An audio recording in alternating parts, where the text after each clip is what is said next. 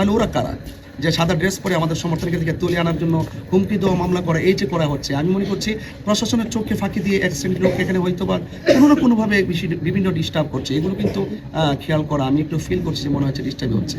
পরে আমি ওসি মোদীকে বিষয়টা জানিয়েছিলাম যে আজকে আপনার এই অপারেশন কোথায় ছিল।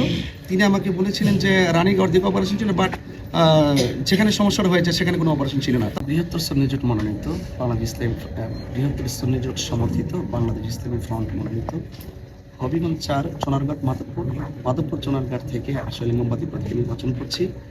সেই প্রেক্ষাপটে মানুষের ধারে ধারে যাচ্ছি, মানুষের ভালোবাসা পাচ্ছি এবং মানুষের যাবতীয় দিক নিয়ে আমি স্বপ্ন দেখছি এবং সেই স্বপ্ন পূরণের লক্ষ্যে মাঠে কাজ করছি। বেশ অভিভূত মনে হচ্ছে।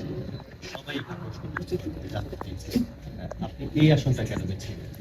দেখুন, এটা হলো চুনারঘাট মাধবপুর চুনারঘাটের মানুষের যে ভালোবাসা এবং আমাদের বৃহত্তর সুন্নি জোট মনে করেছেন সেখান থেকে দেওয়ার জন্য আসলে একটি জোটের সিদ্ধান্তে আমি এখানে এসেছি। আর আমি বাংলাদেশ ইসলামী ফ্রন্ট থেকে নির্বাচন করছি। আর আপনি জানেন যে বাংলাদেশ ইসলামী ফ্রন্ট বিগত 1996 সাল থেকে কিন্তু এই আসন নির্বাচন করে আসছে।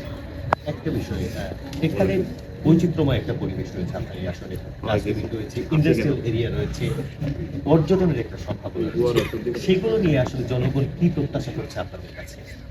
জনগণের প্রত্যাশা এবং আমারও প্রত্যাশা শিল্পায়নের পাশাপাশি জাতীয় উদ্যান, বিশেষ পর্যটন, বিশেষ করে রেমা কানিংয়ের মতো একটি প্রাকৃতিক যে অপরূপ সৌন্দর্যের জায়গা, সেই জায়গাটাকে আমরা অত্যন্ত যদি কাজে লাগাই, আমরা কিন্তু অত্যন্ত সেখান থেকে আমরা ভালো কিছু প্রেজেন্টেশন করতে পারি এবং আমাদের কাজ শ্রমিকদের জন্য এবং চুনারঘাট মাধবপুর পাশের জন্য যথেষ্ট কল্যাণ বয়ে আসবে। আমরা মনে করি যে শিল্পায়নের পাশাপাশি আমাদের এই প্রাকৃতিক শিল্প যে জাতীয় উদ্যান রয়েছে সেখান থেকে অনেক বড় ধরনের সম্ভাবনা রয়েছে, সেটাকে কাজে লাগাতে চাই। চা শ্রমিক জনগোষ্ঠীর কাছে আপনি ছুটে গিয়েছে, তারা আপনাকে কি বলছে, কি চাইছে?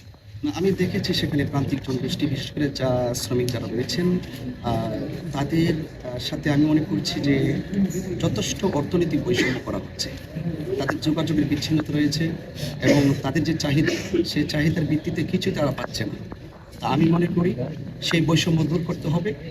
চা শ্রমিকেরও মানুষ, সনাতন ধর্মী যারা এখানে চা বাগানে অবস্থান করছে তারাও এই দেশের মানুষ।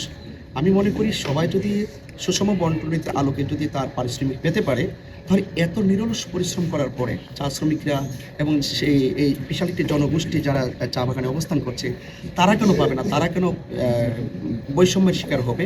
এবং তাদের যে যোগাযোগ ব্যবস্থা, আমি তো মোটা দাগে বলি, তাদের যোগাযোগ ব্যবস্থাও খুব কঠিন এবং তাদের অর্থনৈতিক অবস্থা খুবই কঠিন।